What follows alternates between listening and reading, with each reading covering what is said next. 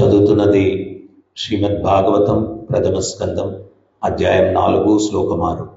కథమాలక్షిత పౌరై సంప్రాప్త కురుజాంగలాన్ ఉన్మత్తమూక జడవద్వి చరణ్ గజస్సాహ్వయీం.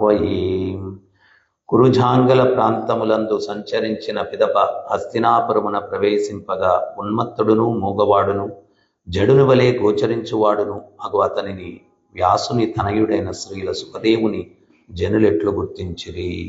లక్ష్మీపతి ప్రభుకి ముఖ్యంగా ధన్యవాదాలు. ఇక్కడ ఉన్నటువంటి భక్తులందరికీ కూడా నా యొక్క ప్రణామాలు.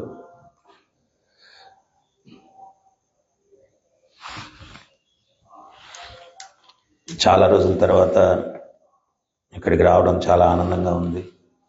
ప్రత్యేకించి ఈ మందిరం ప్రారంభం అప్పుడు వచ్చాను, తర్వాత ఒకటిసారో రెండుసార్లు వచ్చాను, తర్వాత మళ్ళీ రాలేకపోయాను అనమాట.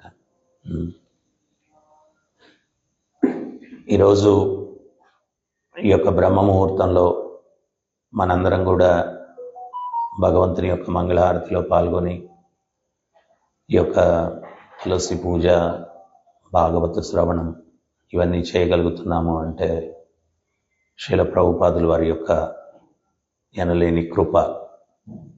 ఆ మహానుభావుడు ఈ యొక్క అద్భుతమైనటువంటి సంస్థను విశ్వవ్యాప్తంగా స్థాపించడం వల్ల ప్రతి ఒక్కరికి కూడా ఆ దేవదేవుణ్ణి సేవించుకొని తరించేటువంటి మహద్భాగ్యం కలుగుతూ ఉందన్నమాట. ఎందువల్లంటే ఆధ్యాత్మిక విలువ తెలిసిన వ్యక్తికే ఆ మహానుభావుడు ప్రపంచానికి ఇచ్చినటువంటి మహత్తరమైనటువంటి బహుమతి గురించి తెలుస్తుందన్నమాట. అందుకని శ్రీల ప్రభుపాదుల వారు అమెరికాలో ఈ సంస్థను స్థాపించినప్పుడు ఆయన అక్కడ ఉన్నటువంటి పుస్తక వితరణ దుకాణానికి మ్యాచ్లెస్ గిఫ్ట్ అని పేరు పెట్టారు. మ్యాచ్లెస్ గిఫ్ట్ అంటే ఈ యొక్క బహుమతికి ఏది సరితూగదు. ఆయన ఇచ్చినటువంటి బహుమతి ప్రపంచానికి కృష్ణ చైతన్యం అనేటువంటి బహుమతి, దానికి సమానమైనటువంటి బహుమతి ఏది ఉండదన్నమాట. అంత గొప్ప కృష్ణ చైతన్యాన్ని ప్రపంచానికి, మానవాళికి శ్రీల ప్రభుపాదుల వారు ఇవ్వడం జరిగిందనమాట. అందుకనే ఈ యొక్క శ్లోకం కూడా చాలా చాలా గొప్ప విశేషమైనటువంటి సందేశాన్ని మనకు అందిస్తూ ఉందన్నమాట. ఒక వ్యక్తి యొక్క బాహ్యమైనటువంటి రూపాన్ని చూసి సాధువు ప్రత్యేకించి మనం ఒక అంచనాకు రావడానికి అవకాశం లేదన్నమాట. అతని దగ్గర నుంచి విన్నప్పుడే మనం అతని స్థాయి ఏంటి అనేది అర్థమవుతుంది. సుఖదేవ్ గోస్వామి బాహ్యంగా చూసినట్లయితే ఆయన ఒక ఉన్మత్తుడులాగా ఉన్నాడు. అంటే బట్టలు లేవు శరీరం మీద, పిచ్చివాడిలాగా ఉన్నాడు, మూగవాడిలాగా ఉన్నాడు. సాధువులు ఏంటి అంటే మౌనంగా ఉంటారు. కానీ ఏ విషయాల పట్ల మౌనంగా ఉంటారు అంటే ప్రాపంచిక విషయాల పట్ల మౌనంగా ఉంటారు. అదే వాళ్ళని మాట్లాడమని భగవతత్వం గురించి కానీ మనం అడిగినట్లయితే అనర్గళంగా భగవతత్వాన్ని మాట్లాడగలుగుతారనమాట. సో పరీక్షిత్ మహారాజ్ కూడా సుఖదేవ్ గోస్వామిని అడుగుతూ ఉన్నారు, స్వామి, ఎండాకాలం నదులు ఎండిపోతాయి. ఎండిపోయినప్పుడు అక్కడక్కడ చిన్న గుంటల్లో నీరు చేరుతుంది. ఆ నీరు కుళ్ళిపోతుంది. ఆ కుళ్ళిన నీటిని శుద్ధి చేయాలంటే కృత్రిమమైన పద్ధతులు ఏవి కూడా పనికిరావు. పెద్ద వరద వచ్చినప్పుడు ఆ నీరు కొట్టుకొని పోతుంది. అట్లాగే మీ ముఖ పద్మముల నుంచి కృష్ణ కథామృతం అన్నటువంటి వరద ప్రవహించి నా కర్ణమున ప్రవేశించి నా హృదయములోనికి ప్రవహించినప్పుడు అనాదిగా పేరుకున్న ఈ కుళ్ళు కొట్టుకుని పోవుగాక, దయచేసి కృష్ణ కథామృతాన్ని వినిపించండి అని చెప్పి పరీక్షిత్ మహారాజ్ సుఖదేవ్ గోస్వామిని అడుగుతున్నారు.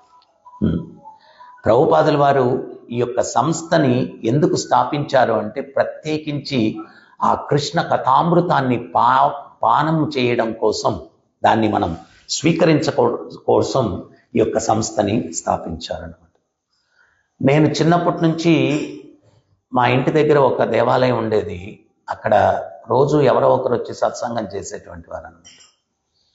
వాళ్ళందరూ కూడా సత్సంగంలో రామాయణం నుంచి చెప్పినా, మహాభారతం నుంచి చెప్పినా ఎండ్గా ఏముండేది అంటే మీకు చదువు వచ్చేస్తుంది, డబ్బులు వచ్చేస్తాయి, లేకపోతే అది జరుగుతుంది, ఇది జరుగుతుంది, ఇదే ఉండేటువంటిది అనమాట. మొట్టమొదటిసారి శ్రీల ప్రభుపాదుల వారి యొక్క సంస్థకు వచ్చినప్పుడే ఆ యొక్క గ్రంథాలను చదివినప్పుడే అసలు జీవిత పరమార్థం ఏంటి అంటే, నిజమైన చదువు అంటే ఏంటి, నిజమైన ఆనందం అంటే ఏంటి, నిజమైనటువంటి మనుష్య జీవితం యొక్క గమ్యం ఏంటి అనేటువంటిది మొట్టమొదటిసారి నాకు తెలిసింది ఎప్పుడు అంటే శీల ప్రభుపాదులు వారి సంస్థలో అడుగుపెట్టిన తర్వాత అనమాట. మొట్టమొదటిసారి. ఎందువల్ల అంటే వారందరూ కూడా ఎంత ఆధ్యాత్మికం అనుకున్నా కానీ ప్రాపంచికం గురించే చెప్పేటువంటి వారు. కానీ ముఖ్యంగా మనం గమనించాల్సినటువంటి సత్యం ఏంటి అంటే, మనం ఇక్కడికి ఎందుకు వచ్చాము అంటే కేవలం ఆ భగవత్ తత్వాన్ని కీర్తన చేయడం కోసం, శ్రవణం చేయడం కోసం. ఆచార్యులు ఏం చెప్తున్నారు, కర్ణ ద్వారము నుంచి ఆ కృష్ణ కథామృతం అన్నటువంటి హృదయంలోనికి ప్రవహించినప్పుడు ఆ హృదయములో భగవంతుడు తిష్ట వేసి ఆ మాలిన్యాన్నంతా కూడా కడిగేస్తాడంట. హృదయంలో ఉన్నటువంటి మాలిన్యాన్ని భగవంతుడే కడిగేస్తాడంట. అందుకోసం ఆ కృష్ణ కథామృతాన్ని మనం వినడం కోసం ప్రయత్నం చేయాలా. ఎప్పుడైతే సుఖదేవ్ గోస్వామి మాట్లాడడం, భాగవతాన్ని మాట్లాడడం మొదలు పెట్టాడో అప్పుడు ఆయన యొక్క గొప్పతనాన్ని ప్రపంచం, అక్కడ ఉన్నటువంటి హస్తినాపుర జనులు వాళ్ళు అర్థం చేసుకోగలిగారు అనమాట. అర్థం చేసుకోగలిగారు. ఎందువల్ల అంటే ఆ భగవంతుడు గీతలో స్వయంగా చెప్తూ ఉన్నారు.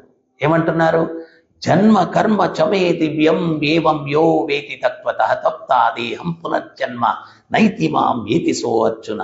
జన్మ కర్మ చమే దివ్యం, ఆయన యొక్క దివ్యమైనటువంటి జన్మ, దివ్యమైనటువంటి కర్మ ఎవరైతే తెలుసుకుంటారో పునర్జన్మ నైతి, వాళ్ళకి మళ్ళా ఈ భౌతిక జగత్తులో జన్మించాల్సినటువంటి అవసరం లేదు.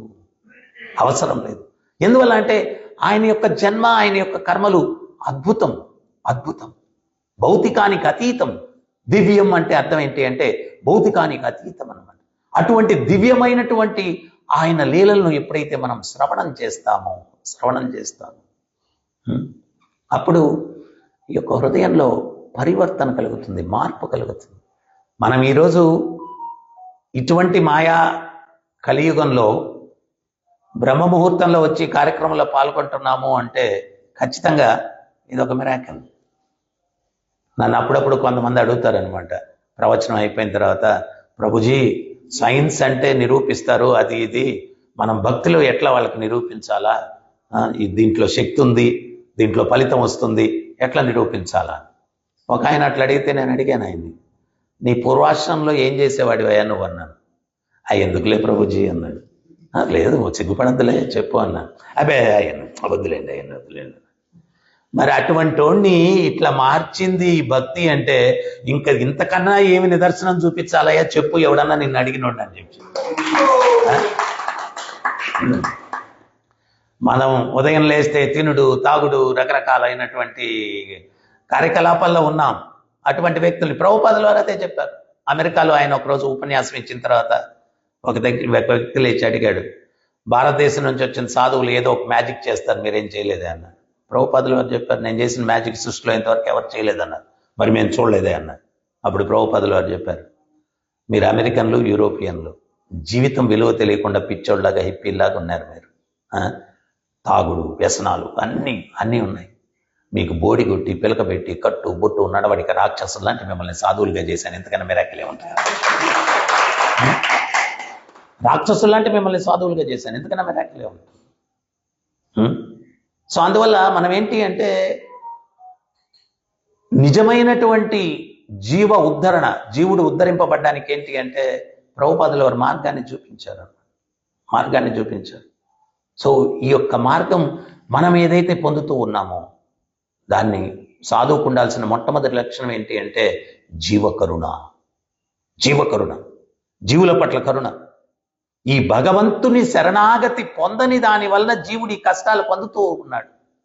ఎప్పుడైతే ఆ శరణాగతి మనం పొందేటట్లు జీవుల్ని మనం చేస్తామో మనం వాళ్ళని ఎవరిని కాపాడలేము.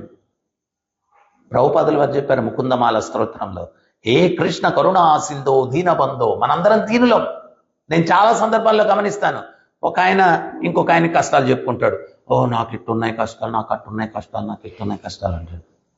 ఆడంతా వినేసి అంతేనా, నా కష్టాలు విన్నావంటే అని వాడు మొదలు పెడతాడు. వీడికి 500 కేజీలు ఉంటే వాడు 1000 కేజీలు పెట్టేస్తాడు. నెత్తిని వీడికి 500 కేజీలు కష్టాలు ఉంటే వాడు 1000 కేజీలు పెట్టేస్తాడు. వాడు ఇంకా ఎట్లా అయిపోతాడు అనమాట. సో మనందరం దీనులమే.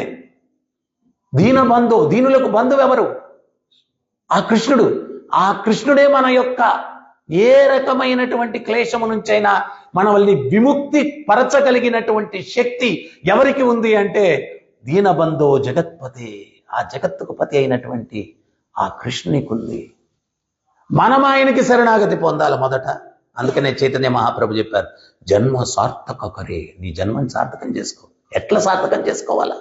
ఆ కృష్ణునికి శరణాగతి పొందడం ద్వారా. కరో పరోపకారం, ఇతరులకు కూడా మనం ఉపకారం చేయాలా? ఆ కృష్ణుణ్ణి శరణాగతి పొందే మార్గాన్ని చూపించాలి వాళ్ళకి. ఇది హైయెస్ట్ వెల్ఫేర్ యాక్టివిటీ. సంసిద్ధిం హరితోషణం, హరిని సంతృప్తి పరిస్తే సర్వసిద్ధులు ప్రాప్తిస్తాయి, సర్వజీవులు సుఖంగా ఉంటారు. సంసిద్ధిం హరితోషణం. జనులకి ఇది తెలియట్లేదు. ఈ యొక్క సొసైటీ ఎట్లా గ్రో అవ్వాలా, ఈ ఎకానమీ ఎట్లా ఇది అవ్వాలా, అదే. ఇవన్నీ కాదు జీవిత పరమార్థం. సంసిద్ధిం హరితోషణం, ఆ జీవుల్ని హరి దగ్గరికి తీసుకెళ్ళాలి. ఆటోమేటిక్గా అందరూ సంతృప్తి చెందుతారు. సో అందువల్ల మనం ఏంటి అంటే సాధువు యొక్క అనుగ్రహం అనేటువంటిది లేకపోతే ఈ మార్గంలో మనం పురోభివృద్ధిని సాధించడానికి అవకాశం లేదు.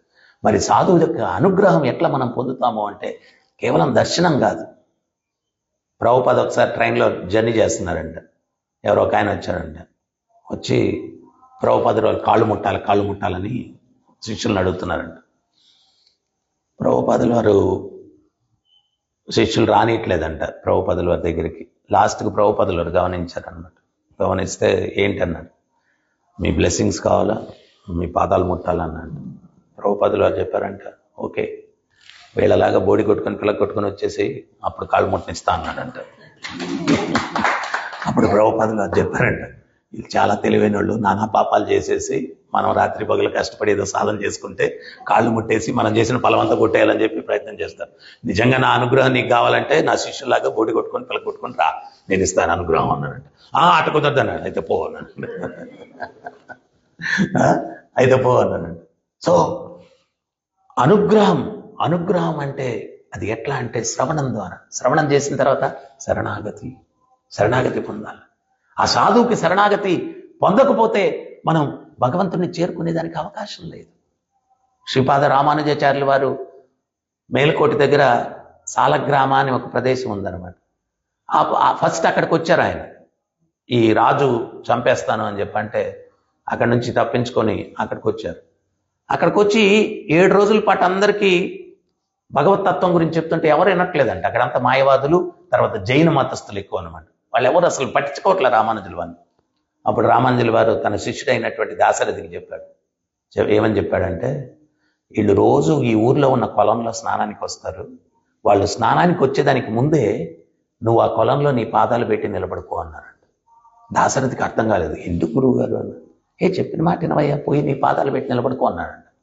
ఈ దాశరథి పోయి ఆ కొలంలో పాదాలు పెట్టి నిలబడుకుంటే ఆ ఊర్లో జనాలు ఒక్కొక్కరు నిద్రలేసి వచ్చి స్నానానికి వచ్చి దాంట్లో స్నానం చేసిన తర్వాత ఆ పవిత్ర భక్తుడైనటువంటి దాశరథి యొక్క పాదపద్మములను సృజింపబడినటువంటి ఆ నీటిలో వాళ్ళు స్నానం చేయడం వల్ల వాళ్ళలో పరివర్తన కలిగి రామానుజుల వారు చెట్టు కింద కూర్చొని ఉంటే స్నానమైన తక్షణమే నేరుగా వెళ్ళిపోయి రామానుజుల వారికి సాష్టాంగ నమస్కారం చేసి మమ్మల్ని మీ శిష్య రేణువుల్లో ఒకరిగా స్వీకరించండి అని చెప్పారు అనమాట.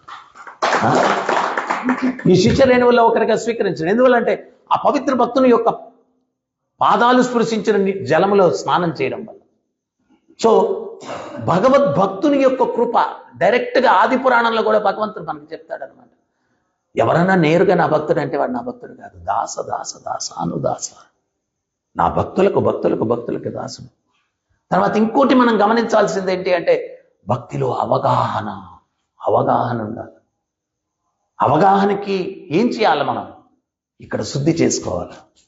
ఒకసారి బుద్ధ భగవానుడు ఆయన ప్రచారం చేసుకుంటూ భిక్షాటం చేసుకుంటూ వెళ్తున్నాడు. బుద్ధ భగవానుడు వెళ్తూ ఉంటే ఒక రాజు దగ్గరికి వెళ్ళాడు భిక్షాటనికి. ఆ రాజు అనుకున్నాడు, విలువైన తినుబండారాలు ఆయన కానిస్తే విలువైన జ్ఞానం నాకు ఇస్తాడు అని చెప్పి వెండి పళ్ళెం నించుకు మంచి మంచి తినుబండారాలన్నీ పెట్టుకొని భిక్ష ఇవ్వడానికి వచ్చాడు.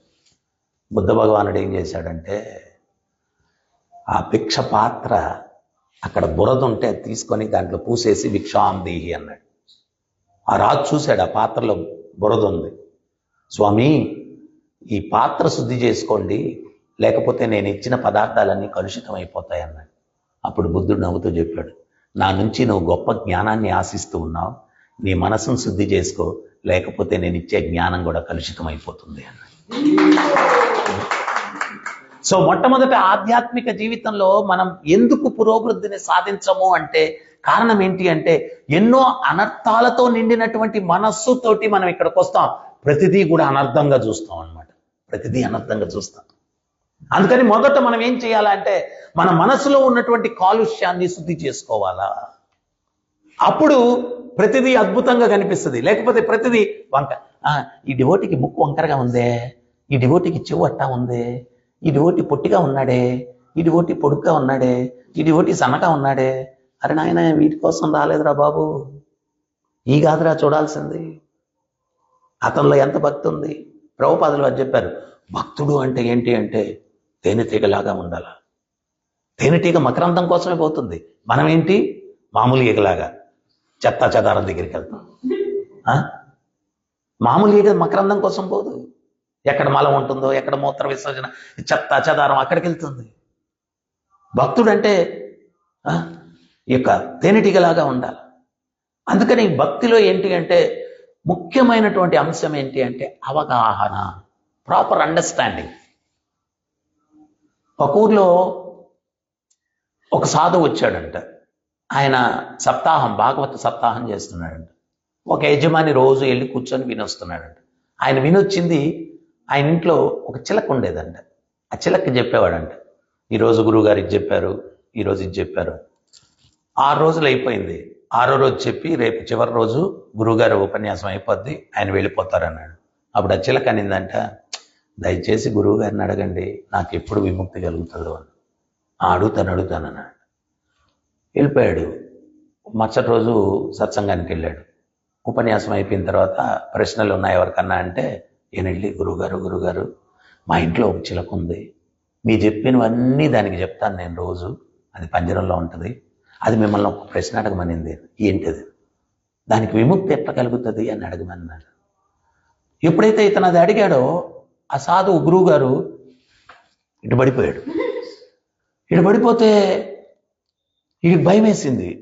నేను అడిగితే ఇటు పడిపోయాడు, నా మీదకి నేనేమైనా చేశానేమో గురుగారిని అని చెప్పి, నా మీదకి ఏమైనా వచ్చేస్తుంది అని చెప్పి పారిపోయాడు అక్కడి నుంచి.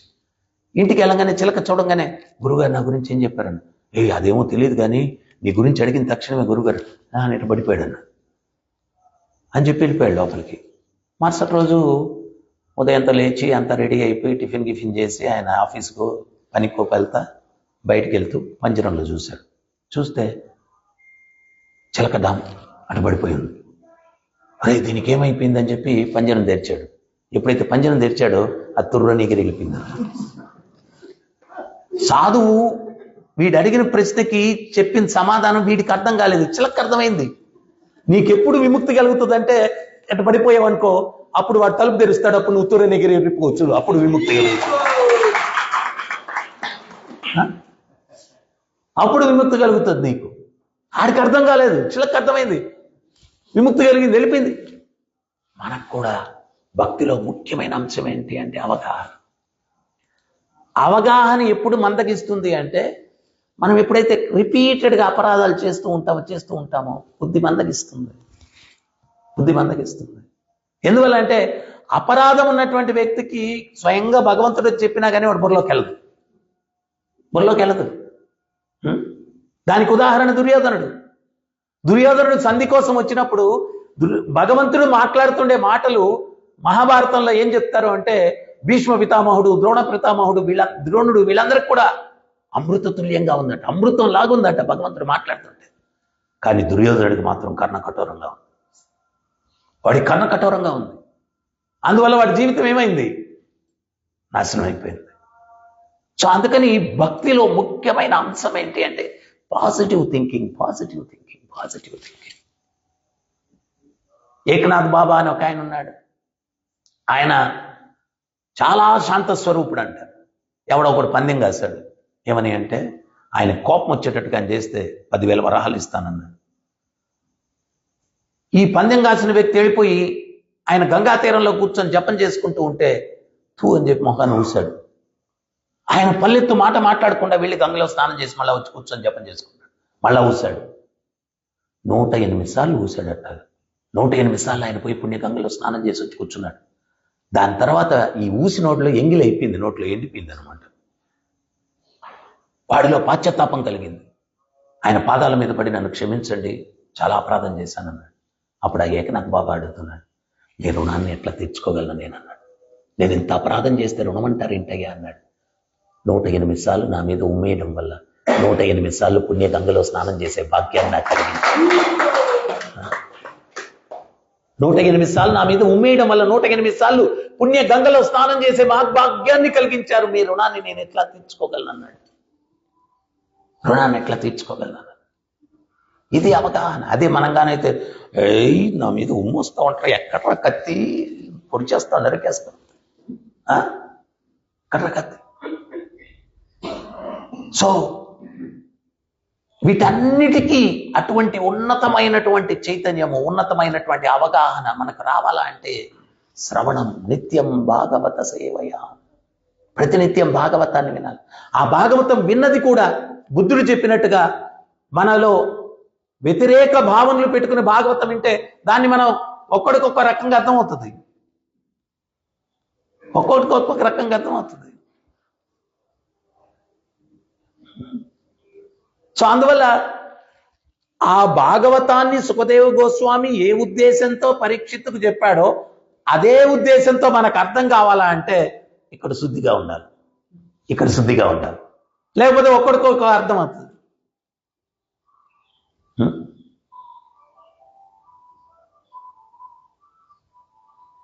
దుర్యోధనుడికి ఒక రకంగా అర్థమైంది, ధర్మరాజుకు ఒక రకంగా అర్థమైంది. ధర్మరాజుతో చెప్పారు నిండు సభలో, వెళ్ళి నీకన్నా అధముడిని వెతికి పట్టుకురమ్మన్నారు. దుర్యోధనుడికి చెప్పారు నీకన్నా గొప్పడిని వెతికి పట్టుకురమ్మన్నారు.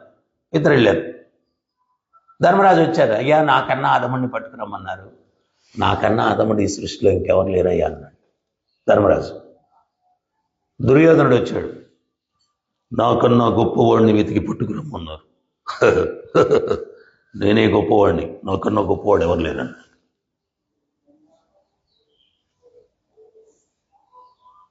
సో మనం ధర్మరాజు కావాలనుకున్నామా, దుర్యోధనుడు కావాలనుకున్నామా? దుర్యోధనుడికి ఎందుకంటే వాడు పాండవులు లాంటి మహాభాగవతులకి, మహాభక్తులకి ఆ చేయని అపరాధం లేదు. అందుకనే కొందరు ఆచార్యులు వివరిస్తారు, నిండు సభలో ఆయన భగవంతుడు విజ్ఞప్తి చేసుకుంటూ ఉంటే దుర్యోధనుడు మనసులో అనుకుంటాడంట, ఏమని అంటే, స్వామి నువ్వు అక్కడ కూర్చొని నన్ను రిక్వెస్ట్ చేస్తున్నావు, కానీ పరమాత్మగా హృదయంలో ఇంకా క్లోజ్గా కూర్చొని ఒప్పుకోవద్దురా ఒప్పుకోవద్దురా ఒప్పుకోవద్దురా అని చెప్తున్నావు. ఎందువల్లంటే ఒప్పుకుంటే నేను రక్షింపబడతాను, కానీ నేను చేసిన పాపాలకు శిక్షింపబడాలి కాబట్టి లోపల కూర్చొని ఒప్పుకోవద్దు ఒప్పుకోవద్దు అని చెప్తున్నావు. అక్కడికన్నా ఇక్కడ దగ్గర ఉన్నావు కదా, ఇక్కడ మాట వింటాను.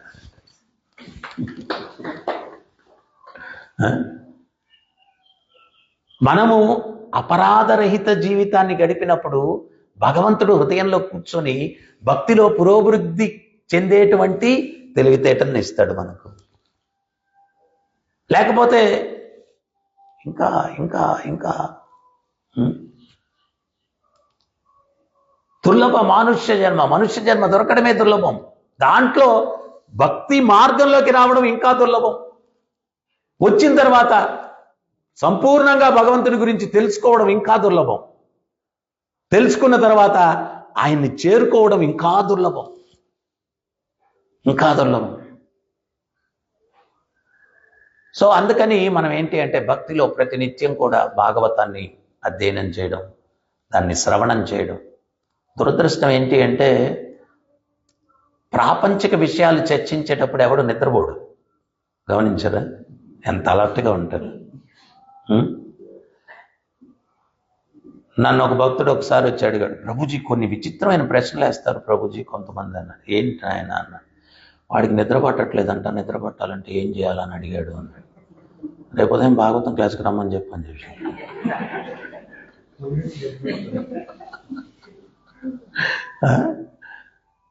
రామాయణంలో కుంభకర్ణుడిని సంహరించిన తర్వాత నిద్రాదేవి రాముల వారి దగ్గరికి వచ్చిందంట.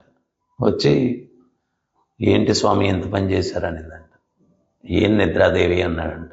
అంటే నాకుండేది ఒకే శిష్యుడు, ఆయన కూడా చంపేశారు మీరు, అసలు నాకెవరు ఫాలోవర్స్ లేరు అనేదంటే, ఎవరు అంటే కుంభకర్ణుడు 24 గంటలు నిద్రపోతా నా శిష్యుడు ఉన్నాడు, నాకెవరు లేరు, నాకు ఫాలోవర్సే లేకుండా చేశారు. అప్పుడు రాముల వారు అభయం ఇచ్చారంట. నా కథ ప్రారంభమైనప్పుడు వాళ్ళని ఆవహించు, నిన్ను జయిస్తే నన్ను పొందుతారు, లేకపోతే నీ దాసులు ఉంటారని.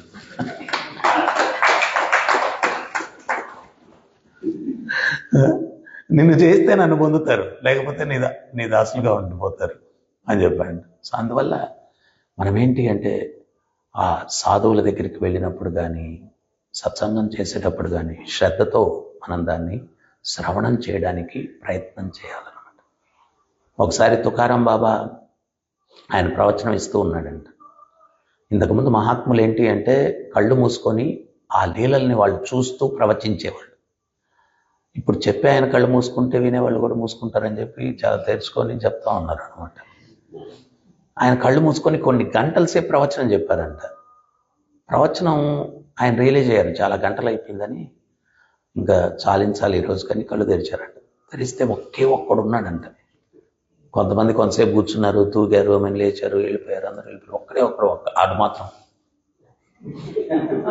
అంటే గుడ్లు మెటకరించుకొని చూస్తూ ఉన్నాడంట. అప్పుడు తుకారాం బాబా అన్నాడంట, ఎంత గొప్ప భక్తుడు రా నాయన,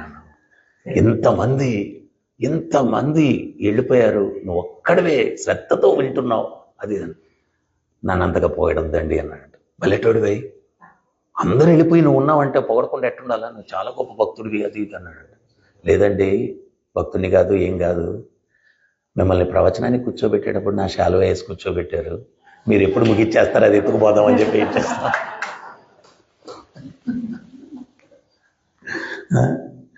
మీరు ఎప్పుడు ముగిచ్చేస్తారా, ఆ శాలువా ఎత్తుకొని పోదామని వెయిట్ చేస్తా ఉన్నాను. సో మనం ఏంటి అంటే ఆ కృష్ణుని యొక్క ఆ తత్వం, ఆ కృష్ణుని యొక్క లీలలు, వాటిని వినడానికి మనం ప్రయత్నం చేయాలి. దీనికి కావలసినటువంటి అర్హత ఏంటి అంటే ఆ భగవత్ సేవ యొక్క విలువని మనం తెలుసుకోగలగాల, దాన్ని తెలుసుకునేదానికి తప్పించాలా. రామాయణంలో రాముల వారు అరణ్యవాసం చేసేటప్పుడు ఆయన నదిని దాటాల్సిన పరిస్థితి, గుహుడు ఆయన సేవకుడు, ఆయన కేవట్టని అతన్ని పంపించాడనమాట. పంపించి రాముల వారిని నది దాటించవయ్యా అన్నాడు. ఆయన నావ తీసుకొని వచ్చి దారిలో అనుకుంటున్నాడంట, యోగులు కొన్ని వేల సంవత్సరాలు తపస్సు చేస్తే భగవంతుడి దర్శనం లభించదు, నా భాగ్యం ఏంటి, ఈరోజు ఆ రాముల వారి దర్శనం లభిస్తుంది, నేను సామాన్యమైన నావికుడిని, రాముల వారి దర్శనం నాకు లభిస్తూ ఉంది అని చెప్పి ఆనందంతో ఈరోజు ఆ సేవా భాగ్యాన్ని నేను పొందాలా అని చెప్పి వచ్చాడంట. ఎట్లా సేవా భాగ్యాన్ని పొందాలా అని ఆలోచిస్తున్న లోపే భగవంతుడు వచ్చేసాడంట. ఏ నావికుడా, నన్ను నదిని దాటిస్తావా అన్నాడంట. నేనేం మాట్లాడలేదంట, ఆలోచిస్తున్నాడు, ఇంకా ఐడియా రాలా. కొంచెం పెద్దగా, ఏం దాటిస్తావా నదిని అన్నాడంట. మళ్ళా మాట్లాడలేదు. ఏమయ్యా, నీకేమన్నా చెవుడా, నదిని దాటిస్తావా లేదా అన్నాడంట. అప్పుడు ఈ నావికుడు అంటున్నాడంట, స్వామి మీరెవరో నాకు బాగా తెలుసు, ఆ బలి చక్రవర్తి అంటే అమాయకుడు, వామన రూపంలో వచ్చారు, దానం అడిగారు, ఏం కావాలా అంటే 3 అడుగులు అన్నారు. ఆయన అమాయకుడు కాబట్టి ముల్లోకాలు ఏలేటువంటి నన్ను అడిగేది 3 అడుగులా అన్నాడు. 2 అడుగులతో ముల్లోకాలు ఆవహించేసేవాడు. 2 అడుగులతో ముల్లోకాలు ఆవహించగలిగినటువంటి మీకు ఈ నదిని దాటడం ఏమన్నా కష్టమా, నా సహాయం కావాలి, మీరు దాటేయండి అన్నాడు. మీరు దాటండి అయ్యా స్వామి అన్నాడంట. అంటే ప్రగల్భాలు మాను, దాటిస్తావా లేదా అన్నాడు. స్వామి మీ గురించి ఇంకా తెలుసు నాకు అన్నాడంట. ఏంటన్నాడంట రాముల వారు, మీరు నడుస్తూ వెళ్తూ ఉంటే మీ పాదధూళి ఒక రాయి మీద పడి స్త్రీ అయిపోయింది, అటువంటి పాదపద్మాలు నా నావలో పెడితే, ఈ నావ ఒక చెక్కతో కాదు చాలా చెక్కలతో చేశాను, ప్రతి చెక్క ఒక స్త్రీ అయిపోతే ఒక ఆమెతోనే ఎగలేక వస్తున్నాను, వీళ్ళందరితో నేనేం చేయాలి, ఒక్క ఆమెతోనే ఎగలేక వస్తా ఉన్నాను, నేనేం చేయాలా అన్నాడు. నిన్న కూడా ఎవరితోనే చెప్తా ఉన్నాను నేను, మొన్న ప్రవచనంలో ఎవరో ఒకసారి అడిగారు అనమాట, లేడీస్కి వివాహం అయితే స్వామి కాళ్ళకు మెట్టెలు ఉంటాయి, మెడలో మంగళసూత్రం ఉంటుంది, వివాహం అయిందని గుర్తించగలం. కానీ మగవాడికి ఏ చిహ్నాలు ఉండవు, ఎట్ట వివాహితుడు అని గుర్తించాలా? ఎవడి మొహం ఏడుపు మొహం ఉంటుందో వాడికి వివాహం అయిందని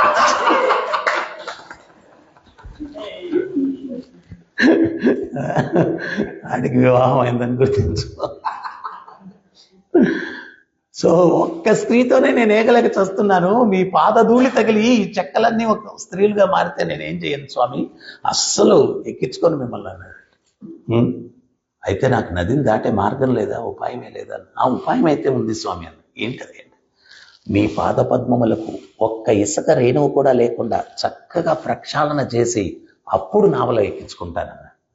సరే కానీ పళ్ళెం ఒకటిది పెట్టుకున్నాడంట, పళ్ళెంలో స్వామి పాదాలు పెట్టమన్నాడంట. చక్కగా ప్రక్షాళన చేశాడు, చరణామృతాన్ని స్వీకరించాడు, నెత్తిన ప్రోక్షణ చేసుకున్నాడు. రాములు వారు పాదం తీసి కింద పెట్టబోతున్నారంట. ఆగండి ఆగండి అన్నాడు. ఇప్పుడు మీరు పాదం కింద పెడితే మళ్ళీ మొదటికి వచ్చేస్తుంది మోసం. అప్పుడు రాములు వారు అన్నారంటే, ఏంటి మరి పళ్ళెంలోనే నిలబడుకొని ఉండాలని?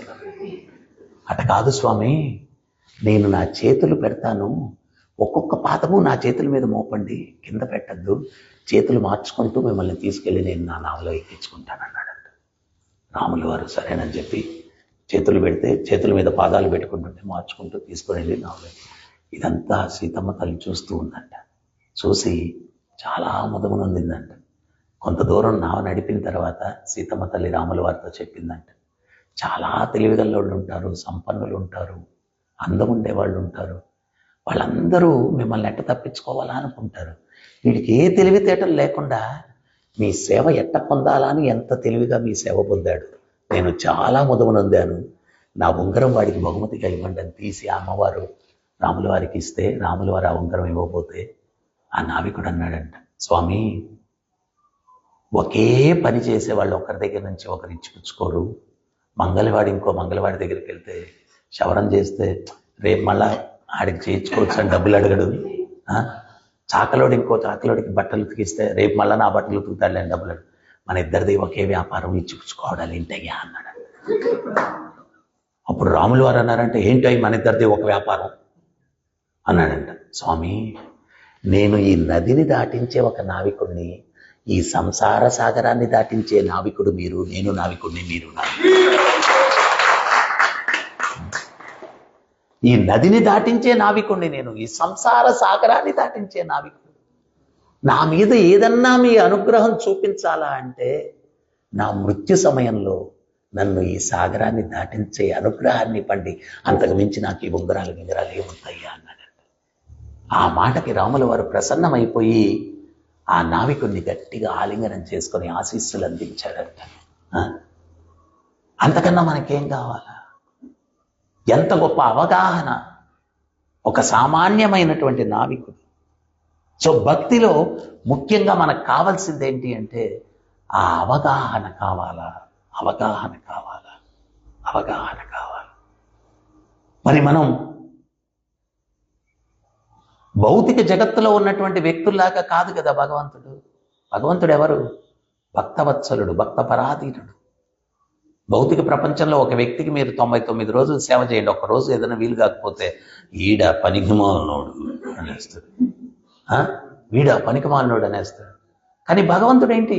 యశోదమ్మ అంటూ ఉంది, అరే కన్నయ్య కోతుల్ని చూస్తే అందరూ పారిపోతారా, వాటి మధ్యలో కూర్చుని వెన్నా మీకడ తినిపిస్తున్నావు, నీకు భయం లేదా? అమ్మా నేను రామావతారంలో వచ్చినప్పుడు సీతను వెతకడానికి అరణ్యాల్లో సంచరించినప్పుడు ఆకులు అలమలు తిన్న ఈ వానరాలు ఎడారుల్లో సంచరించినప్పుడు పచ్చి మంచినీళ్ళు కూడా దొరకలేదు. అందువల్ల ఈరోజు నా స్వహస్తాలతో వాటికి వెన్న మీగడ తినిపిస్తూ ఉన్నాను. యుగం మారిపోయింది, భగవంతుడు సేవ మరవలేదు. రామావతారంలో రాముల వారు అరణ్యాల్లో సంచరించి పోతూ ఉన్నారంట. పోతూ ఉంటే ఆయన పాదాలకు ముళ్ళు గుచ్చుకున్నాయి. లక్ష్మణుడు చూశాడు, ఆ ముళ్ళు తీసేయడానికి ప్రయత్నం చేస్తే రాముల వారు వారించారు, వద్దన్నారు. అంటే ఈయనకు చాలా బాధేసింది. 2వ రోజు కూడా గుచ్చుకున్నాయి, 3వ రోజు కూడా గుచ్చున్నాయి, 7 రోజులైంది. ఆయనేమో తీయడానికి అనుమతించట్లేదు. సీతమ్మ తల్లి దగ్గరికి వెళ్ళి విజ్ఞప్తి చేసుకున్నాడు, అమ్మ నీ రికమెండేషన్ లేకుండా ఏం జరగదు ఆయన దగ్గర, దయచేసి ఆ ముళ్ళు ఆయన పాదాలకు గుచ్చుకున్నవి నేను చూడలేకుండా ఉన్నాను, దయచేసి నన్ను అనుమతించమని చెప్పండి అవి తీయడానికి అన్నాడు. అప్పుడు సీతమ్మ తల్లి వెళ్ళి, స్వామి ఆ ముళ్ళు గుచ్చుకుంటే ఎందుకయ్యా మీరు వాటిని అట్లాగే ఉంచుకున్నారు? లక్ష్మణుడు బాధపడుతున్నాడు, వాటిని తీయడానికి ఆయన సిద్ధంగా ఉన్నాడు. అప్పుడు రాముల వారు చెప్పారంట, నా ఆశ్రయాన్ని ఎవరైతే తీసుకుంటారో వారిని నేను తిరస్కరించను అని మాట ఇచ్చాను. ఆ ముళ్ళు నా పాదాల ఆశ్రయం తీసుకున్నాయి, అందుకని నేను తిరస్కరించను అన్నాడు. ఆ ముళ్ళు నా పాదాల యొక్క ఆశ్రయం తీసుకున్నాయి, అందుకని నేను తిరస్కరించను.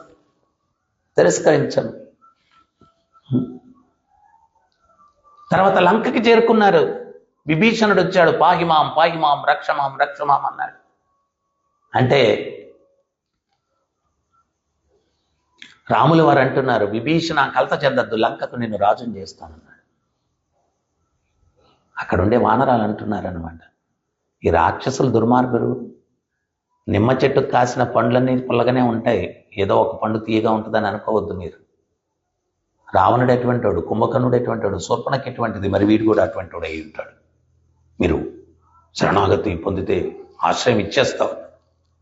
అప్పుడు రాముల వారు నిర్మలమైన మనస్సుతో చెప్తారనమాట, హే వానరోత్తములారా, విభీషణుడు వచ్చి శరణాగతి పొందితే ఆశ్రయం ఇవ్వడం కాదు, రావణుడు వచ్చి నాకు ఆశ్రయం పొందినా రాజుని చేస్తానన్నాడు. రావణుడు వచ్చి ఈయన్ని లంకకి రాజుని చేస్తాను, రావణుడు వచ్చి ఆశ్రయం పొందితే ఎక్కడ రాజుని చేస్తారు మీరు అన్నారు ఈ వానరాలు. అప్పుడు రాముల వారు అంటున్నారు, అయోధ్యకు రాజుని చేస్తానన్నాడు రావణుణ్ణి. మరి అయోధ్యకు భరతుణ్ణి రాజుని చేయాలని చెప్పి మీ తండ్రి గారు అందరూ కూడా ఆశిస్తూ ఉన్నారు. అటువంటిది ఆయన అయోధ్యకు అట్లా రాజుని చేస్తారు, మరి భరతుడి సంగతి ఏంటన్నాడు. అయోధ్యకు రావణుణ్ణి రాజుని చేస్తే భరతుణ్ణి వైకుంఠానికి రాజుని చేస్తానన్నాడు. మరి వైకుంఠం మీరు ఉండేటువంటి ప్రదేశము, ఆయన్ని రాజుని చేస్తే మీ పరిస్థితి ఏంటి అన్నారు వానరాలు. నాకు ఏ ప్రదేశము లేకపోతే నా భక్తులలో అగ్రగణ్యుడైనటువంటి హనుమంతుని యొక్క హృదయ సామ్రాజ్యంలో కొలువవుతాను, నాకే ప్రదేశము లేకపోతే అన్నాడు. హనుమంతుని యొక్క హృదయ సామ్రాజ్యంలో నేను కొలువవుతాను, నాకే ప్రదేశము లేకపోతే. అటువంటి కరుణాసాగరుడు భగవంతుడు. ఆ భగవంతుని మనం పొందడం అహో భాగ్యం, భాగ్యం అది. అందుకని పురంధరదాస్ చెప్తాడు, అయ్యా ఎన్నో జన్మలు ఎత్తాను, ಹುಟ್ಟಿದ ಯೋನಿಗಳೆಲ್ಲ, పుట్టని యోని లేదు, అన్ని జన్మలు ఎత్తాను, తిరగని ప్రదేశం లేదు. ఒకప్పుడు భారతదేశంలో పుట్టాను, ఒకప్పుడు అమెరికాలో పుట్టాను. అమెరికా వాడు తెల్లగా ఉన్నాడే అనుకున్నాం మనం, సరే నీ కోరిక తీర్చుకో, అమెరికాలో పుట్టాం. తర్వాత అబ్బా మరీ తెల్లగా బొల్లిలాగా ఉంది అనుకున్నాం, తర్వాత ఆఫ్రికాలో పుట్టాం నల్లటోడిగా. సో పుట్టని యోని లేదు, తిరగని ప్రదేశం లేదు, తినని తిండి లేదు. మనకు హల్వా చాలా ఇష్టం, పందికి వేరే ఇష్టం, దాని హల్వా వేరే, దానికి మన హల్వా ఇస్తే ఇష్టం ఉండదు. సో తినని తిండి లేదు. ఈ జన్మలోని హరిభక్తి లభించింది, దయచేసి దాంట్లో పూర్ణత్వాన్ని పొందేటట్టుగా నన్ను అనుగ్రహించు స్వామి అని చెప్పి పురంధరదాసు కీర్తన. అన్నీ అయిపోయాయి, అన్నీ అయిపోయాయి. ఒక్కోసారి భక్తులు నేను ఇంకా అది అనుభవించలేదు కదా ప్రభు, అందుకని ఆశ ఉందేమో దాని మీద. ఆయన నువ్వు అనుభవించిందంటూ ఏం లేదు, తినందంటూ ఏం లేదు, అన్నీ అయిపోయింది. నేను ఎవరో వేములవాడలో నేను ప్రవచనం ఇస్తా ఉంటే, ఇన్ని 80 లక్షల యోనులలో జన్మించేటట్టు ఎందుకు భగవంతుడు ఇట్లా చేశాడు అంటే, నువ్వు మనుష్య జన్మకు వచ్చేసరికి నేను అనుభవించింది ఏమీ లేదు, అన్నీ అనుభవించేశాను, ఇంకా నీ భక్తే నాకు అనిపించుకునేదానికి ముందు అన్ని అవకాశాలు ఇచ్చాడు నీకు అనుభవించడానికి. అన్నీ అయిపోయాయి. ఈ జన్మలో దొరికింది, అందరికీ కూడా దొరకలేదు, నాకు దొరికింది. అది కూడా మనం ఆ భాగ్యాన్ని సద్వినియోగం చేసుకోవాలంటే ఈ శ్లోకం ప్రకారం శ్రవణం శ్రవణం శ్రవణం, భగవంతుడి గురించి చక్కగా వినాల. ఎట్లా వినాలా? కులశేఖరాల వారిలాగా వినాల. కులశేఖరుడు రోజు రామాయణం వినేవాడంట. రామాయణం చదువుతూ వాళ్ళు చెప్పారంట, చిత్రకూటంలో కరదూషణులు 14,000 సైన్యంతో రామలక్ష్మణులను ఆక్రమణ చేశారు అని చెప్పి చదివారంట రామాయణంలో. ఈ కులశేఖరుడు ఉద్వేగంతో ఊగిపోతూ కత్తి దూసి కరదూషణులారా ఏమనుకుంటున్నారా? రామలక్ష్మణులు ఒంటరి వారు అనుకుంటున్నారా? ఈ కులశేఖరుడు ఉన్నాడు, వారి దాసుడు రామదాసుని. ఏయ్ సేనాధ్యక్ష, రణబేరి మ్రోగించండి, పదండి యుద్ధానికి అన్నాడు. ఆయన బయలుదేరిపోయాడు యుద్ధానికి. వీళ్ళందరూ సైన్యం అంతా కూడా దమ్ములు గిమ్ములు కొట్టేసి వెనకాల ఓని ఓరి నాయన ఇదేంటి, ఎప్పుడు రామాయణం జరిగింది, ఎప్పుడు కరదూషణలు, ఇప్పుడేంటి అనా రాజుగారు ఇట్లా వెళ్ళిపోతున్నారు. ఆయన మంత్రి తెలివైనోడంట, ఒక ఇద్దరు సైనికులను పిలిచి చెప్పాడంట, ఒరే మీరు షార్ట్ కట్లు ముందుకు వెళ్ళిపోయి ఎదురు రండి, ఆ యుద్ధం అయిపోయింది అని చెప్పండి, అప్పుడు రాజుగారు ఆయన శాంతిస్తారన్నాడు. ఆయన వాళ్ళిద్దరిని ముందుకు పంపించేశారంట. వాళ్ళు ఎదురుగా వచ్చి రాజా రాజా రాజా యుద్ధం అంతా అయిపోయింది, కరదూషణలు రామలక్ష్మణులు చీచి చెండాడేశారు, అయిపోయింది అంతా అయిపోయింది అన్నాడు. అవునా, ఇంకా మనం వెళ్ళాల్సిన అవసరం లేదా? సరే వెళ్దాం పదండి అన్నాడు. అప్పుడు ఈ మంత్రులు ఈ రామాయణం చదివే భక్తులను పిలిచి మీటింగ్ పెట్టారంట. అయ్యా మహానుభావులారా, ఉద్వేగం వచ్చేది ఏమీ చదవద్దు, ఆనందం వచ్చేది ఏదైనా ఉంటే చదవండి, ఉద్వేగం వచ్చేది ఏమి చదవద్దు అన్నారంట. సరేనని చెప్పినాను. ఇంకా మరుసటి రోజు నుంచి కూడా సీతా కళ్యాణం, రామ పట్టాభిషేకం, రామ జననం రోజు పండగేనంట. ఈయనేయడం ఈయన అందరు రండి, ప్రజలందరూ కూడా ఇదో అన్నదానం తీసుకోండి, వస్త్రదానం తీసుకోండి, ఆభరణాలు తీసుకోండి, రోజు పండగేనంట. అన్ని శుభకరమైంది, ఉద్వేగం వచ్చేది ఏం లేదు, మంగళకరమైనటువంటివన్నీ రామాయణంలో చదువుతా ఉన్నారట. ఒకరోజు ఆ చదివే ఆయన పక్కూరికి ఏదో పని మీద పోతూ కుమారుడిని పంపించాడంట. పంపించి అయితే ఆయన ఉద్వేగభరితమైంది చదవకూడదని చెప్పడం మర్చిపోయాడు. ఆ పిల్లోడు వచ్చి రాగానే రామాయణం తెరవంగానే ఏం చేశాడంటే, దశకంఠుడు రావణుడు మాయా సాధు రూపములో వచ్చి జగజ్జనని జానకిని అపహరించను అన్నాడు. ఫినిష్ అయిపోయింది. రాయ్ రావణ అంట. జగజ్జనని జానకిని అపహరిస్తావంటరా దుర్మార్గుడా, దుష్టుడా, ఈ కులశేఖరుడు ఉన్నాడురా, నీ 10 తలలు నరికేస్తాను నేను అని చెప్పి కరవాలను తీసుకొని వెళ్ళిపోయాడు. ఇంకా మళ్ళా సైన్యం అందరూ మొదలయ్యారు. ఎక్కడికి? ధనుష్కోటికి వెళ్ళిపోయాడు.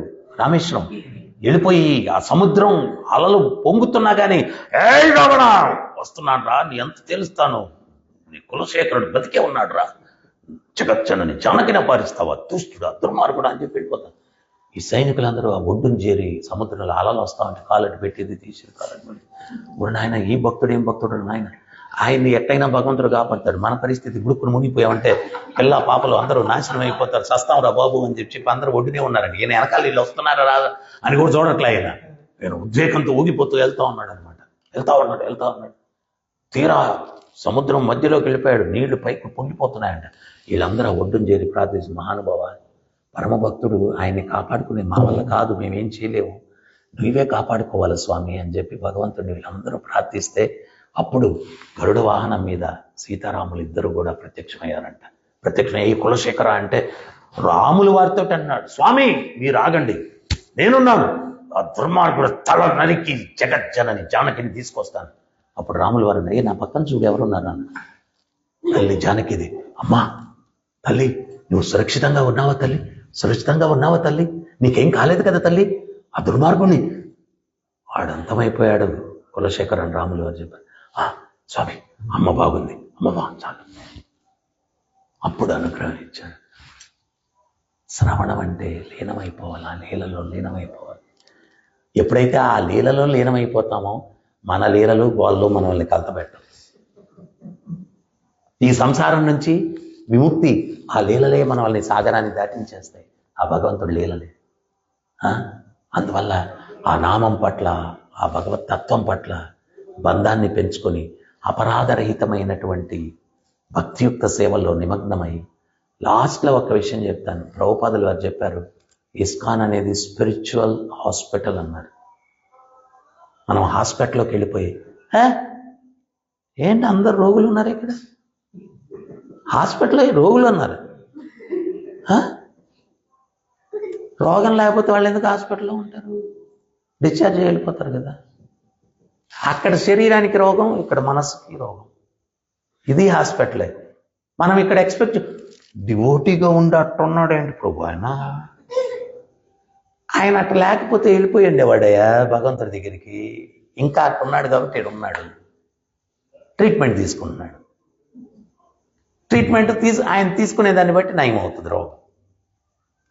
తర్వాత ఇంకోటి ఏంటి అంటే, మనం ఎప్పుడైనా హాస్పిటల్లో బాగలేకుండా వెళ్ళినప్పుడు ఓపీలో కూర్చుంటాం, చాలామంది పేషెంట్లు అందరూ వెయిట్ చేస్తూ ఉంటారు. మనం ఏంటి అంటే ఎప్పుడు మనకు వాళ్ళు టోకన్ ఇస్తారు, అది చూసుకుంటుంటాం. 11 పిలిచారు, 12, నాది 18వ నంబరు, 11 పిలిచారు, 12 పిలిచారు, నన్ను ఎప్పుడు పిలుస్తారని.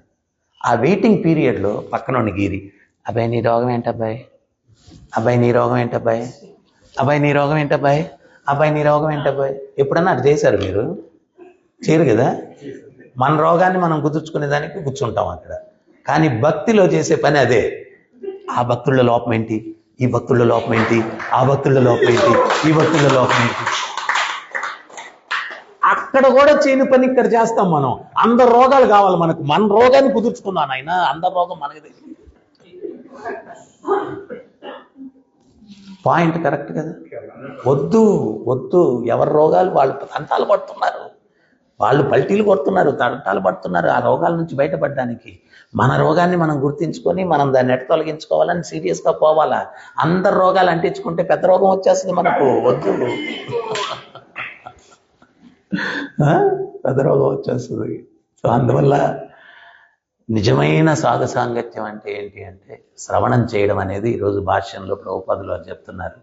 ఆ మహాత్ముడు సుఖదేవ గోస్వామి, ఆయన్ని చూస్తే వాళ్ళు ఎవరు కూడా అర్థం కాలేదు.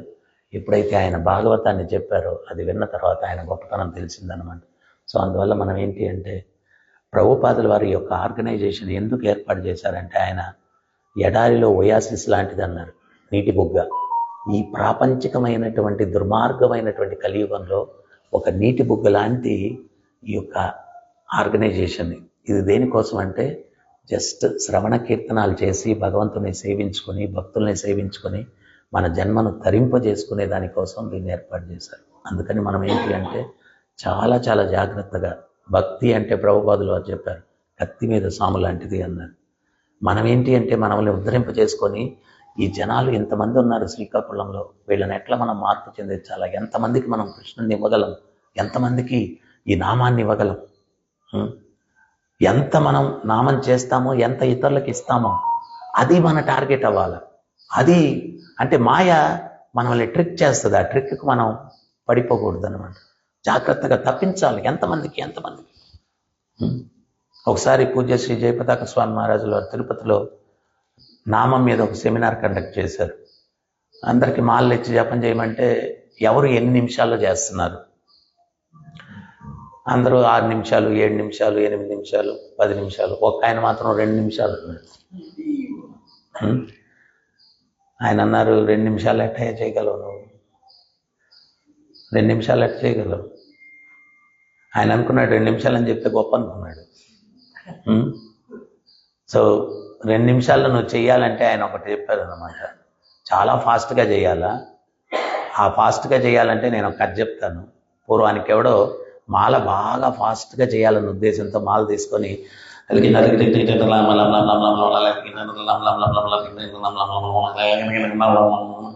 జపం చేశాడంట.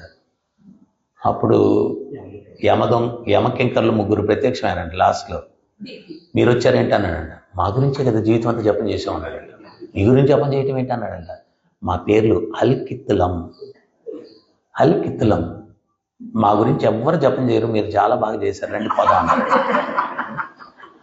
సో మనం ఏంటి అంటే నామం కూడా ఎట్లా చేయాలంటే శ్రద్ధగా వింటూ శ్రవణం చేయాలి. వింటూ చేయాల. హరే కృష్ణ కృష్ణ కృష్ణ హరే హరే, హరే రామ రామ రామ హరే హరే. ఒక ఆయన తిరుపతిలో, మేము పాత టెంపుల్ ఉన్నప్పుడు చిన్న షెడ్ ఉండేది, చిన్న కుటీరం లాగా ఉండేది. రోజు సాయంత్రం నేను అక్కడ భక్తులు కూర్చోబెట్టుకుని ప్రవచనం చెప్పేవాడిని. ఒక ఆయన వచ్చాడు, వచ్చి ఏంటి ఏం సాధన చేస్తారు మీరు అన్నాడు. అయ్యా యుగధర్మం హరినామం చేస్తాం. అంతేనా, ఎన్ని మాలలు చేస్తారు అన్నాడు. మా గురువుగారు చెప్పారండి 16 మాలలు చేస్తాం. అంతేనా, మాల ఎక్కడ దొరుకుతుంది అన్నాడు. అక్కడ షాప్లో దొరుకుతుంది. ఆయన మరుసటి రోజు వచ్చేసి మొదటి రోజే 16 చేశాను గురుగారు అన్నాడు. మంచిగా చేసేటప్పుడు ఎన్నిసార్లు విన్నారండి అన్నాడు. అదొకటి ఉందా, అసలు ఉండేది అదే అన్న, అదొకటి ఉందా అన్నాడు. మరుసటి రోజు వచ్చి ఫుల్ సాష్టాంగ నమస్కారం చేశాడు. స్వామి ఊరికే మాల తిప్పేయడం అనుకున్నా. ఊయమ్మో, అది ఏనాలంటే ఎట్ట బరిగిస్తుంది మనసు, అట్ట బరిగిస్తుంది, అమ్మమ్మమ్మమ్మమ్మమ్మ, దాన్ని పట్టుకోవడం నా వల్ల అవ్వలేదు స్వామి. నిన్నంతా చాలా అహంకారం మాట్లాడి నన్ను క్షమించు స్వామి, నన్ను క్షమించు స్వామి. మనం కాన్సన్ట్రేట్ చేయాల్సింది వాళ్ళేంటి వీళ్ళేంటి కాదు. అరే ఇన్ని రోజులైనా 108 సార్లు చేస్తే నేను 10 సార్లు కూడా లేకుండా ఉన్నానే స్వామి కృష్ణ, ఎప్పుడు ఏకాగ్రత వస్తుంది? దీని మీద కాన్సన్ట్రేషన్ పెట్టాలి, దీని మీద కాన్సన్ట్రేషన్ పెట్టాలి. చదివితే మనసులో నిలుపుకోలేకుండా ఉన్నాను, వింటే మనసులో నిలుపుకోలేకుండా ఉన్నాను, నామం చేస్తే శ్రద్ధగా చేయలేకుండా ఉన్నాను. వాటి మీద కాన్సన్ట్రేషన్ పెట్టాలి మనల్ని మనం. అందుకనే చైతన్య మహాప్రభు చెప్పారు, జన్మ సార్థక కరే. ఫస్ట్ నిన్ను నువ్వు ఉద్ధరింపజేసుకో, తర్వాత కరో పరోపకారు, ఇతరులకి ఎంతమందికి నామం ఇవ్వగలం. గురు మహారాజ్ ఒకసారి చెప్పారు, రోజు ఉపన్యసించే వ్యక్తి ఒక ఆయన ఉన్నాడంట, ఒక బస్సు డ్రైవర్ ఉన్నాడంట. వాళ్ళిద్దరు ఒకే రోజు పోయారంట. యమధర్మరాజు ఇద్దరిని పికప్ చేసుకునేదానికి వచ్చాడంట. ఆ రోజు ఉపన్యసించే వ్యక్తికి చెప్పాడంట, నువ్వు నరకానికి వెళ్తావు, బస్సు డ్రైవర్ వైకుంఠానికి వెళ్తా అన్నాడంట. ఆ ఉపన్యాసం చెప్పే వ్యక్తి ఎక్కడలేని కోపం వచ్చిందంట. నేను రోజు ఉపన్యాసం చెప్పేవాడిని, నేను నరకానికి వెళ్ళడం ఏంటి, వీడు ఆఫ్టర్ ఆల్ బస్సు డ్రైవర్, వీడు వైకుంఠానికి వెళ్ళడం ఏంటి అన్నాడంట. అప్పుడు యమధర్మరాజు చెప్పాడంట, రోజు ఉపన్యాసం చెప్పేవాడివి, కృష్ణు గురించి ఒక మొక్క కూడా చెప్పేవాడివి కాదు, నేను ఇంద్రుడిని చంద్రుడిని అన్ని గొప్పలు చెప్పుకునేవాడివి. కానీ ఈ బస్ డ్రైవర్ చాలా ర్యాష్ డ్రైవరు, టర్నింగ్లో కూడా స్పీడ్ తగ్గేవాడు కాదు, జమ్మని తిప్పేవాడు. ప్రయాణికులందరూ భయంతో కృష్ణ రామ గోవింద అనుకునేవాళ్ళు. కొన్ని వేల మంది ప్రయాణికుల చేత వీడు భగవత్నామం చేపించాడు, అందుకని వైకుంఠానికి. మనం ఎంత చేస్తుంటామో ఇతరులకి ఎంత చేపిస్తాం, దాన్ని బట్టి మన భక్తి ఉంటుంది, భగవంతుని అనుగ్రహం ఉంటుంది. సో అందువల్ల మనం ఏంటి అంటే, మందిరం అనేది ఈ చిన్న షెడ్లో కూడా మనం ఏదో చేసుకోవచ్చు. మందిరం ఎందుకు అంటే అందరినీ అట్రాక్ట్ చేయడం కోసం, ఆకర్షణీయంగా ఉంది. ప్రభుపాదులు అది చెప్పారు, ఆకర్షణీయంగా మందిరాలు కట్టండి, ఆ మందిరాలు సందర్శించడానికి జనులు వచ్చినప్పుడు ఈ తత్వాన్ని బోధించి వాళ్ళకు మార్గం చూపించండి అన్నారు. సో భగవంతుడు ఏదో ఈ స్థలం ఇచ్చాడు. నేను మొన్న ఇస్కాన్ పెద్దలే ఏదో వాళ్ళు పిలుస్తున్నారు అంటే, సరే వెళ్ళి ఒక ప్రయత్నం చేయని చెప్పి బ్యూరో అందరు డిసైడ్ చేస్తే ఏదో పాలిటిక్స్లోకి వెళ్ళాను అనమాట. సో ఏదో చెప్తారు ఒక సామెత, that is not your cup of tea అని చెప్పి ఏదో సేయింగ్. ప్రయత్నం చేసాం, మన వల్ల కాలేదు. మళ్ళా గురువుగారి దగ్గరికి వెళ్తే, ఈ 5 సంవత్సరాలు ఇస్కాన్లో ఉంటే ఒక 4-5 గుళ్ళు కట్టుండేవాడివేమో, దేనికి అనవసరంగా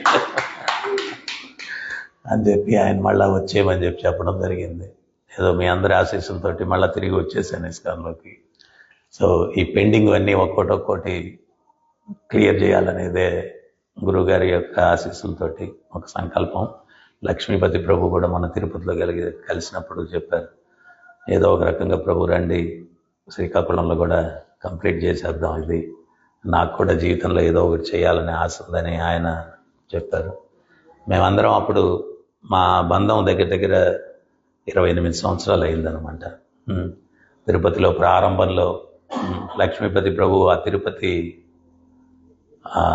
ఆ మోడల్ పెయింట్ కూడా ఆయన వేశారనమాట. మంచి ఆర్టిస్ట్ ఆయన. అప్పటి నుంచి ఏదో భక్తియుక్త సేవల్లో ఏమీ లేని సమయంలో ఎంతో కష్టపడి అదంతా డెవలప్ చేశాం అక్కడ. సో ఈరోజు ఆయన ఇక్కడ వచ్చి ఉన్నారు. సో మీ అందరు కూడా ఆ భగవంతుని ప్రే చేసి మనందరం కలిసి ఏదో ఒక రకంగా ఈ ప్రాజెక్ట్ కూడా కంప్లీట్ చేసి శ్రీల ప్రభుపాదుల వారికి, శ్రీకాకుళ వాస్తవ్యులకి ఈ యొక్క ప్రాజెక్ట్ని మనం అంకితం చేయాలా. అందరూ కూడా ప్రే చేయండి. రోజు ఇక్కడ ఈ చిన్న షెడ్లో ఉన్నటువంటి మన జగన్నాథుడికి ఒక పెద్ద ఇల్లు ఒకటి నిర్మాణం చేద్దాం. ఆయన్ని ఆ యొక్క పెద్ద ఇంట్లో విరాజమానమయ్యి భక్తుల్ని అనుగ్రహించేటట్టుగా మనందరం కూడా ప్రయత్నం చేద్దాం. Hare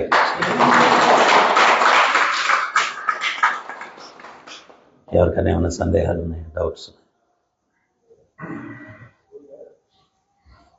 any doubts?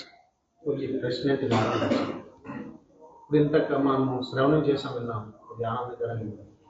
సో ఇది విన్నంతసేపు బాగానే ఉంటుంది. 1 or 2 days, 3 days, 4 days, 1 month వరకు మంచి రిపీటెడ్గా మన మైండ్ చాలా క్లోజ్గా ఉంటుంది.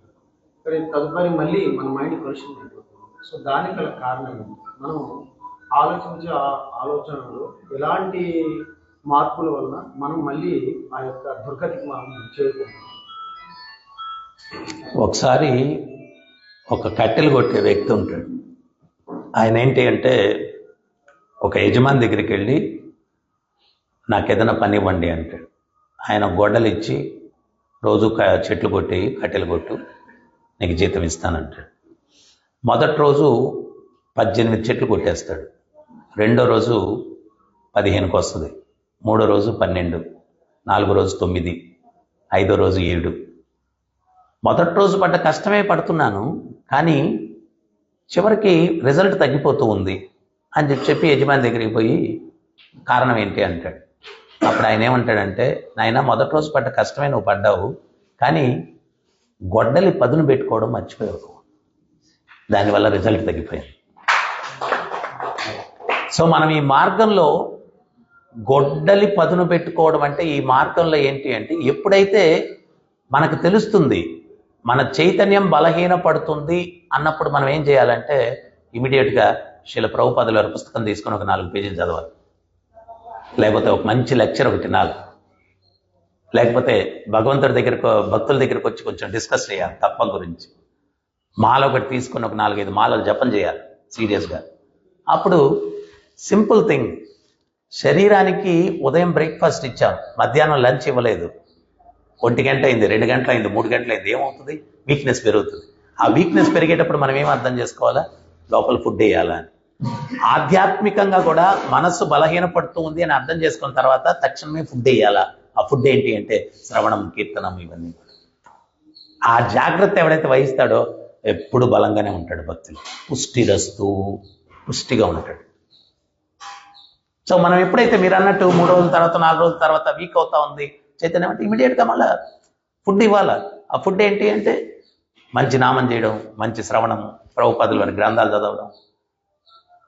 ప్రభుపాదుల వారు చెప్పారు, నా గ్రంథాల్లో నేను ఎప్పుడు జీవించే ఉంటానన్నారు. ఎప్పుడైతే అది చదివితే, నాకైతే ఇప్పటికి కూడా ప్రభుపాదుల వారి పుస్తకాలు చదివితే ఆయన నాతో మాట్లాడినట్టు అనిపిస్తుంది అనమాట. అంత గొప్ప శుద్ధ భక్తుడు మనతో మాట్లాడితే ఇంకా మనకేముంది రక్షణ లేకుండా భక్తులు.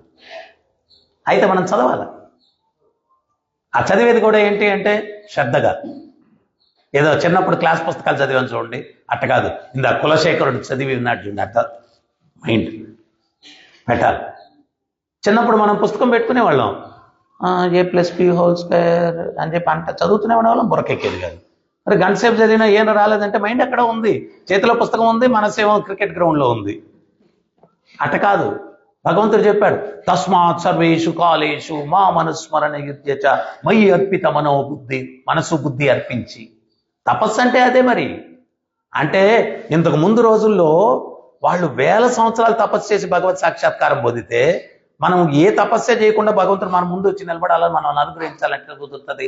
మనం కలియుగంలో చేసే తపస్సే ఏంటి అంటే శ్రద్ధగా శ్రవణం చేయడం, శ్రద్ధగా నామం చేయడం. ఇదే తపస్సే. మనసు అట్టు వెళ్తుంది, లాక్కు రావాలి, మనసు అట్టు వెళ్తుంది, లాక్కు రావాలి. దాన్ని తపస్సు అంటారు. ఎప్పుడైతే మనం వీక్ అవుతుందో చైతన్యం, మళ్ళీ ఫుడ్ ఇవ్వాలా, ఆహారం ఇవ్వాలి, దాన్ని బలోపేతం చేయడం. మంచి క్వశ్చన్. ఇంకేమైనా సందేహాలు ఉన్నాయి? ఇంత అర్లీ మార్నింగ్ నాకు ఈ అవకాశం ఇచ్చిన దానికి thank you so much. Hare Krishna. గ్రంథరాజ్ శ్రీమద్ భాగవతం కి, జగద్గురు శ్రీల ప్రభుపాద్ కి, రాధా గోవింద దేవ్ కి, జగన్నాథ్ బలదేవ్ సుభద్రమాయ్ కి, గౌర్నితాయ్ కి, హరినాम संकीर्तन की, శ్రీకాకుళం భక్త బృంద్ की, నితాయ్ గౌర్ ప్రేమానందే.